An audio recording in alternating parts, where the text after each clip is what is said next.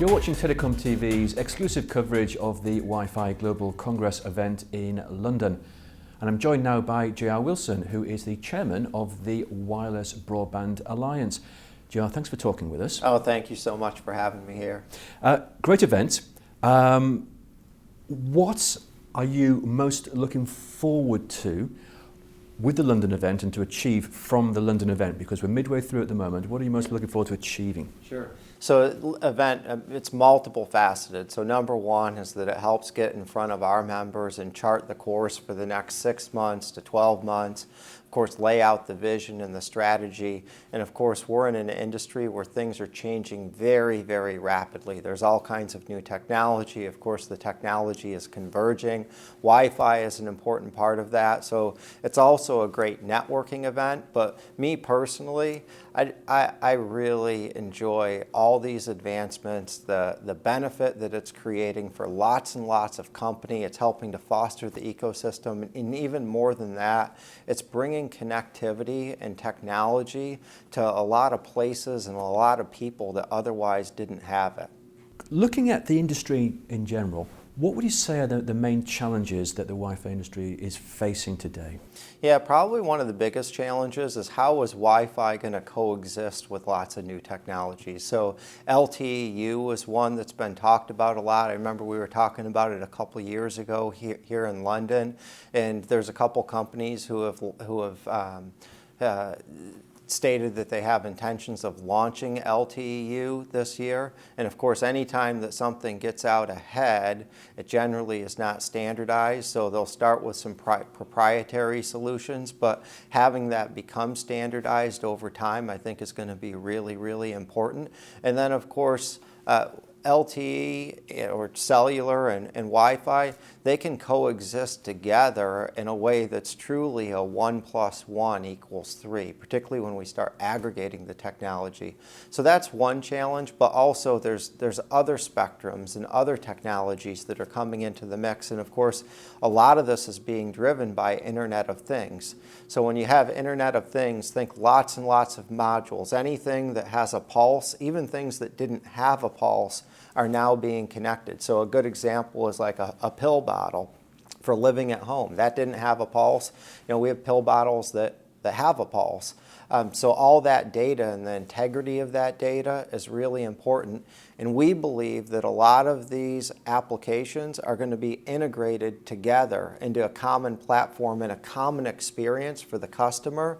So having good industry practices, having specifications and guidelines and KPIs, I think is going to be really, really helpful to bring this innovation to market and bring it to market quickly, and again, in a manner that just works. You talked about aggregating these services into a common platform. Yeah. Do we have a time scale for this? How do we see it maturing? I don't think that there's a specific time scale.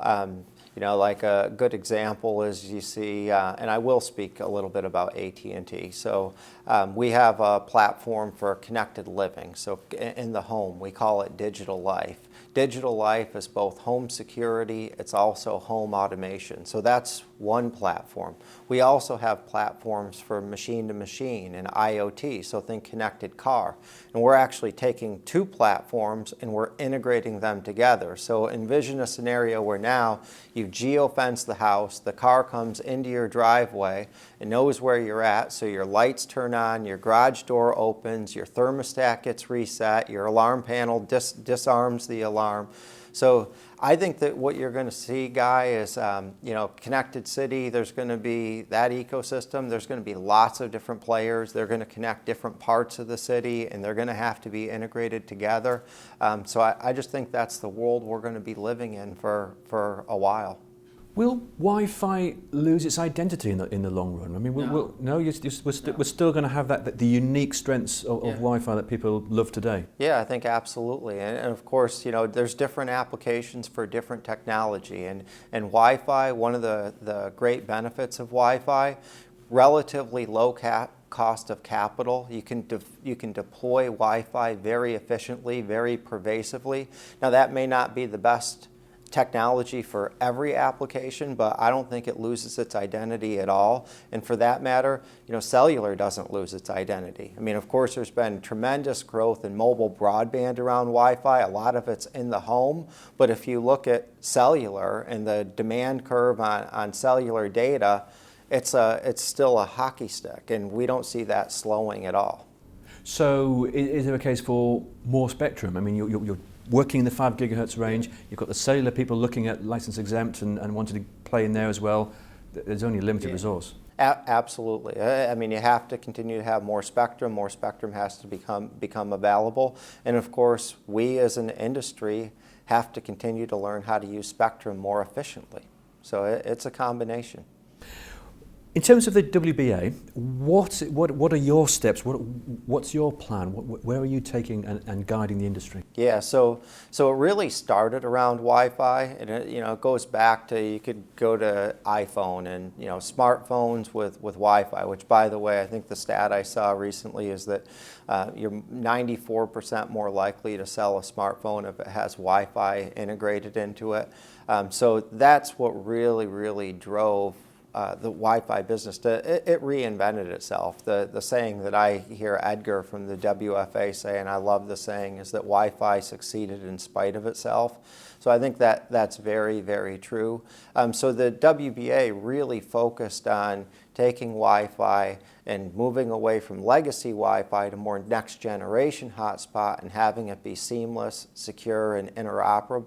But like I said, we're really in the middle of a technological revolution where the pace of change and emerging technology, it's coming very quickly. As I mentioned, different applications will use different technology.